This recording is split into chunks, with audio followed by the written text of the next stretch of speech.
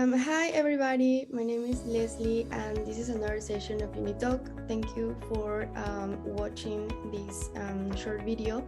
Here with me is the University of Law from London representative. Hi Maria, how are you? Hi Leslie, thank you so much for inviting me. So in this session, we will ask the most common questions that you guys have asked us during the whole process. So the first question will be, how many nationalities can we find at University of Law among the students? Yeah, sure. So the University of Law is a very much international environment. So we definitely have over 100 nationalities and we have students coming from all over the world really. So of course from Latin America, so countries such as Colombia, Ecuador, Peru, Bolivia, Argentina, Brazil, Mexico, if we want to move to Central America. We have students from the States, from Canada, we have students from all over Europe, as well as South Asia, Southeastern Asia, Eastern Asia, and Australia as well. So yeah, it's a very much international environment. And if you decide to join us, you can really meet friends from all over the world. Amazing, that sounds really cool. And I mentioned that the university is in London, but where exactly in London is located? Yeah, so first of all, I should say that on top of London, we also have other campuses based in other cities within the UK. So obviously we have two campuses in London, one based really, really close at the British Museum. So for the ones of you who are familiar with London, perhaps visited London in the past, you know that it's a pretty central location. And another one, our second campus in London, is based in Moorgate, very close to Liverpool Street, so still central London, right in the heart of the city. Then we have a campus in Manchester, we have a campus in Birmingham, we have a campus in Bristol, we have a campus in Leeds, we have a campus in Nottingham, we have a campus in Guildford. And then we do work in partnerships with several other universities in the UK, where we basically run mainly our professional programs. So the programs for people who would like to train to become solicitors, in particular in the UK. We just say that all our campuses in all our cities, apart from Guildford perhaps, are very much central. So located right in the heart of the cities. Wow, I didn't know that, and that's great. Yeah, so many destinations. You mentioned that they're in the city, and of course, if we think about living outside London, which, you know, the cities are quite small, they're not that big as London or Birmingham. But the next question is, how can we get there? Like, how can the students, if we just focus our attention in the two campuses in London, how the students usually travel to the university? Yeah, again, because the location is so central, it's easy to understand that it's also really well connected. So like when it comes to our campus in Bloomsbury, I think the closest station is perhaps Tottenham Court Road on the Central Line. So really good for students coming from anywhere, not only London itself, but also from outside of London. And when it comes to our campus in Moorgate, again, we are literally 10 minutes walking distance from Liverpool Street Station. So on top of the tube, such as Central Line once again, but also other lines, you also have the like one of the biggest stations, train stations in London. So it's really easy to get there from anywhere really in the UK, I should say, and of course outside London. Yeah, fun fact, I think in Liverpool Station there is a statue where usually in the Second World War the kids were arriving from different parts of Europe, and there is like that's right. Yeah, that's right. It's a very convenient location, but as well as the campus in Bloomsbury. So both of them are very much easily can very much easily be reached from anywhere really, I should say. How many libraries exist at the university? Yeah, so each campus has around 2 or 3 libraries. Again, it would really depend on the campus. but there's plenty of space for students to study and to spend their time. There are also some libraries with obviously computer stations as well, so students can also use and study from the computers if they want. Yeah, I should say in average, I think about all our campuses, it's between 2 or 3 per campus, depending on how big the campus is, of course. It's called the University of Law because it's specialized in all law matters. So can we say that the University of Law is the top on that subject? Yeah, absolutely. Yes. So the University of Law is actually the institution which has trained more practicing lawyers than anybody else in England and Wales. Just to give you a little idea, I would like to mention a couple of our most notable alumni. For instance, the current mayor of London, Sadiq Khan, he did study and graduated at the University of Law. He's a lawyer himself, specialized in international human rights. The current president of the Law Society of England and Wales, Stephanie Boyce, she's also a graduate from the University of Law. I think about Cherry Blair as well, who's one of the most well-regarded barristers in the country and also happens to be the wife of the ex-Prime Minister, Tony Blair, and many, many more. So yeah, when it comes to law, definitely we are one of the top choices. I also would like to mention, just to give you an idea, that 2 years ago we were ranked first by UCAS when it comes to law acceptancy, meaning that the majority of the students who decided to study law at the time chose the University of Law as their first choice. Also, we do work in partnership with 90 out of the top 100 legal firms in the country. So our connection with the professional world are very much strong.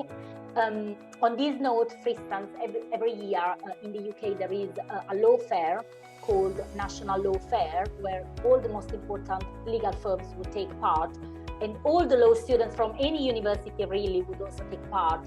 And just to give you an idea of how we play a crucial role when it comes to building a bridge between the academic side of things and the professional world, this event is hosted in our campus in Moorgate.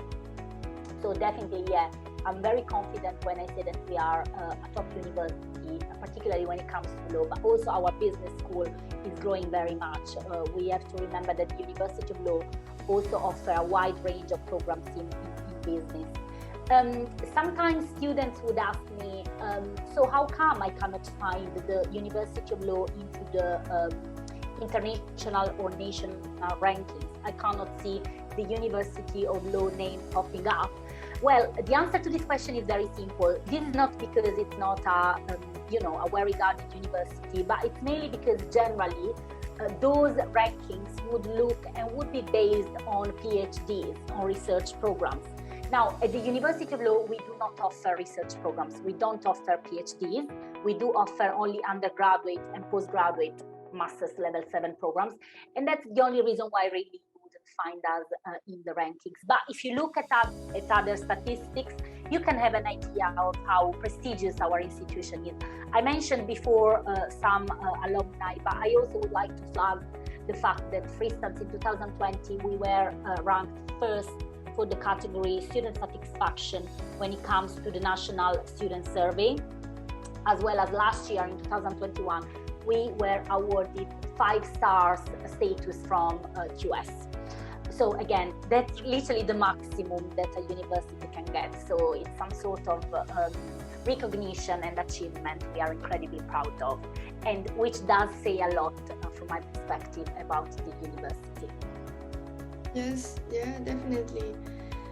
It's great to listen to hear all what you say, and especially about the student satisfaction. So it means that the university is there for the students, especially for the international students. So that's really good to hear. And then, is it difficult then to be accepted at the university? Do you have any suggestions for a strong application? Yes, so obviously the stronger your application is, the better chances you have to get an offer letter. So the piece of advice that I always give to my students is try to make a strong personal statement, because obviously the admissions office would look very much at your personal statement. The personal statement is some sort of motivation letter where you basically explain to the university the reason why you would like to undertake the course that you are choosing, as well as why you think you are a strong candidate. Then, of course, you need to meet our entry criteria, obviously. And then if you have some work experience as well in the subject that you would like to choose, or if you manage to get some references from previous academics, such as previous professors or teachers, those are all documents which can make your application even stronger. So if you are in such a position, I definitely would recommend you to try to add this document on top of your standard qualifications and personal statement. They are not mandatory, but they can always give that little extra in order to secure a place for yourself, if it does make sense. Yes, of course. Is there an age limit to do postgrad at the university? No, there is no age limit. I would say the average of students we have are perhaps between, when it comes to PG, perhaps between 23, 37, but we also welcome students over 40, over 50, over 60, why not? Wow, incredible. I'm sure at least a great percentage of the students will be happy to listen to that. So when can the student apply to the university? Is there a deadline? Yes, it depends on when the course starts. So we have several intakes, and even within the same intake, we have different start dates. So it's difficult for me as it stands now to give you some sort of, precise deadline. But just to give you an idea, I think it very much depends on your immigration status, of course. So if you need to apply for a student visa, you need to plan in advance, because you need sometimes to get an unconditional offer first, and then start the CAS request process, and then apply for the student visa itself with the Home Office. So to those students in particular, I would recommend to apply ASAP, so sooner rather than later. However, if you do not need a visa, then you have more time. So let's say you decide to study online, or perhaps you are a student based in the UK with a right to study and live in the UK. So in this particular case, I would say that you can wait slightly longer. So even a month before the actual start of the course should be fine. But again, it really depends on the course. And I generally suggest my students to apply sooner rather than later. Also because if places do fill quite quickly, then you might take the chance there is no space anymore. And obviously that would be a shame. So it's always better sooner rather than later from my perspective. Does the University of Law offer any scholarships? Yes, we do. We do offer plenty of scholarships. And we also do offer international bursaries. What's the main difference? The main difference is that when it comes to international bursaries, they are applied automatically to international students, meaning that once you get your offer letter, you will be assigned an award automatically just because you are an international student. And then we also do offer a wide range of scholarships, which would change depending on the program. And for those, you might be requested to sit some sort of pre-screening test. Now, let's say you do this and you are successful. You shouldn't expect to receive both the international award and scholarship. So generally the university will assign just one award per student, which is the higher one, let's say. But even if you do not pass the test for the scholarship itself, as I said, as an international student, you would be eligible anyways for an international bursary, which would be assigned automatically to you once you receive your offer letter. And the range would be between £1,000 up to £3,000 if you choose perhaps our business courses. So they are very competitive scholarships as well. So the post-study work visa is back. So this is a visa that the students can apply after completing their degree, and is for 2 years. So does the University of Law help the students to find a job after graduation? So the University of Law is very much focused onto the employability side of things. One of our main priorities is to make sure that our students have the right skills to be employable once they graduate. This is our main goal. So all our courses, all our sessions, all our workshops are always designed to enhance these employability skills. The structure itself of the courses is very much interactive, and it's usually about helping students to put in practice what they are studying in theory. For instance, our law students have the possibility to take part into pro bono experiences, so they can shadow real lawyers and gain practical experience while they work. As well as the business students, they have plenty of opportunities to do some sort of work experience with some companies which are partner of the University of Law. But on top of this, I would like to say that we have a fantastic employability team, which is always and constantly there for our students, to support our students. So just to give you an idea, as soon as a student accepts an offer with the University of Law, they will have access to the employability services. What does this mean? This means that they can book one meeting individual, one-to-one, with a career advisor per week, where they can discuss anything which is related to their career goals, career ambitions, and so on. If they are not quite sure about which kind of job they would like to do, they can use these sessions to gain mentoring and insights. They can also use this session to getting support from most basic things, such as how to write the best cover letter and CV, up to how to submit a very strong application if they see a job or an internship they are particularly interested in. They can get prepared for interviews. So several times our career advisors would organize some sort of mock interview sessions. In fact, in our campus in London, we have some rooms where we do set up mock interviews. So literally the career advisor would pretend to be an employer and would run an actual interview. And then at the end of this session, they would give real feedback to the students, so they can know if they need to improve in some certain areas in order to increase their possibilities, their chances to be successful on a real interview. So there is plenty of support from our employability team. There is plenty of support from tutors as well, because as I said, the courses themselves are very much practical. They are always organized in small groups. So you will be studying with a maximum of other 15 or no more than 20 students. So there is a lot of interaction with the tutors as well. And the approach is very much practical. I've mentioned the pro bono scheme for our law students.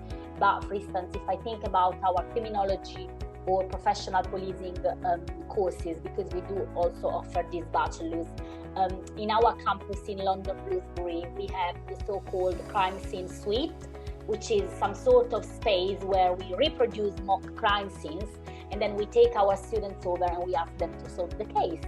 So they can gain experience and they can see how it would be to become a forensic investigator in a very safe environment.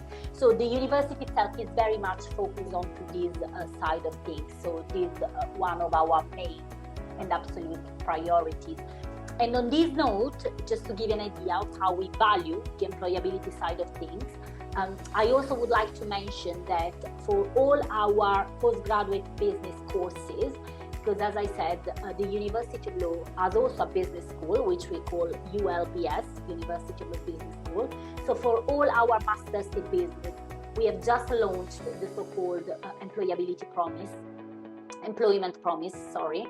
meaning that upon graduation, if a student do not get a job within 9 months, they can claim their fees back to the university, and they will be receiving half of the fees as cash and half of the fees as a voucher to be spent if they want in another course with the University of Law.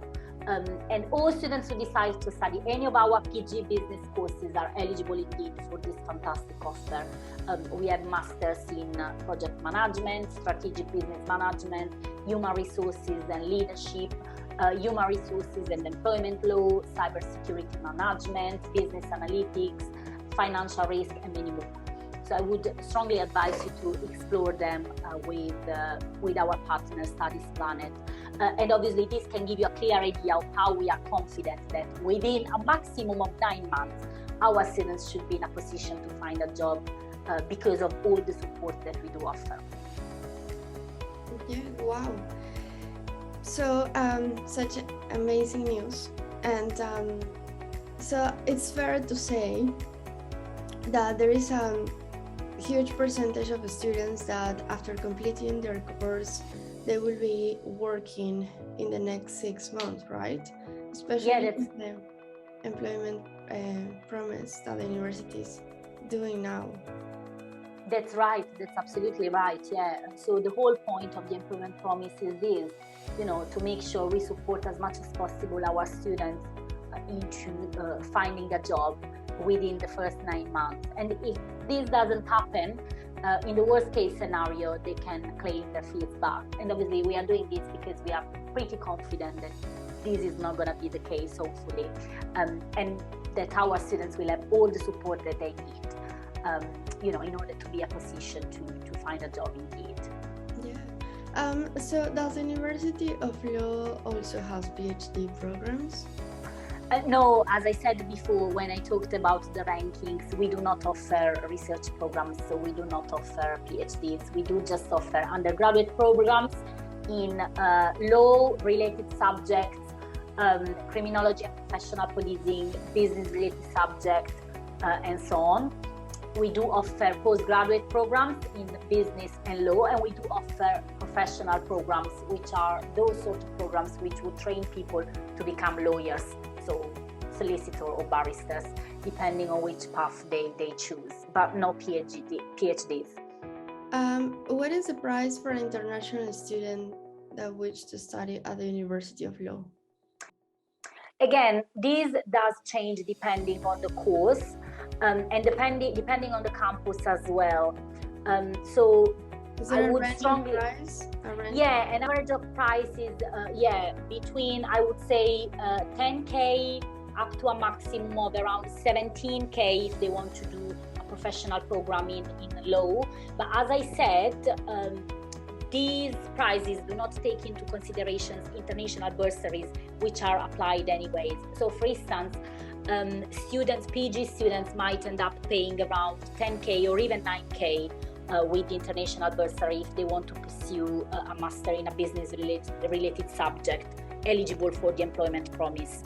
So yeah, if you have in your mind a particular program, I would strongly recommend you to reach out to the team at Studies Planet to get more advice. But yeah, that's the average.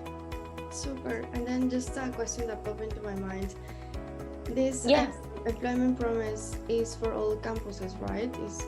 That's right, yeah. He also does apply, I will tell you more, Leslie. He also does apply to online programs. So let's say if a student doesn't want to come to the UK and they would like to stay home and study online, any of those masters that I did mention, I will mention again just a few: strategic business management, project management, marketing, human resources and leadership, human resources and employment law, cybersecurity management, and many more.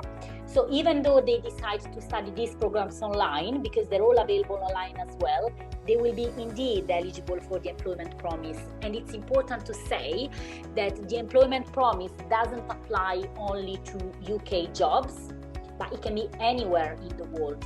So they will get the support from our employability team to find a job anywhere, no matter where they are based. So I think this is a fantastic opportunity from my perspective, also because the online programs do not have a preset timetable. So if, let's say, a student is working and cannot commit to a timetable or cannot travel to the UK to study the master in campus, what they can do, they can study online. They will benefit from the same services as in-campus students. So the tutors are the same, the programs are the same. The final award is the same, so it doesn't state if a student did study in campus or online. They have access to the employability service, to the meetings with the career advisors, with the only difference that everything will be online. And when it comes to lectures and workshops, there is no timetable. So if they cannot commit on live streaming and join the session will be recorded, uploaded onto the portal, and available 24/7 for the students. And this is quite good, particularly again for those students who are perhaps working and cannot really commit to a preset timetable. Obviously, they will still have deadlines for the assignments and the assessment, but the way they manage their time is totally up to them. And indeed, they will still be eligible for the employment promise. Perfect. Wow. Okay, so there is no excuse. Yeah, indeed. Where in the UK are you based? Yeah, so we have several campuses in the UK. No, yourself, because this. Oh, myself. Oh, yeah. I am based in London. Okay. I do work from London. Yeah. Perfect. So, talking about London as the city where you're living, so is the city expensive? What are the perks to live in the capital of Europe? Yeah, so I think sometimes when you think about London, you think about, oh my God, it's the most expensive city, in Europe. Well, I've been living in London for 8 years now, and I am myself not from London, not from the UK actually. So I had this experience of, moving to London and studying in London and living in London. And I have to say that London is a city literally for everyone. So you can find very, very expensive stuff, but you can also find very affordable stuff as well. And this applies to anything. It does apply to accommodations, it does apply to food, restaurants, it does apply to shopping. It does apply because it's so big and it has literally everything for everyone. I think the financial side of things shouldn't put you off, because indeed, if you know how to manage, your savings and stuff, you shouldn't have big trouble when it comes to live in London. It's a fantastic, vibrant city with a lot of things to do. Yeah, but I think it's manageable, and it's also good when looking for a job, right?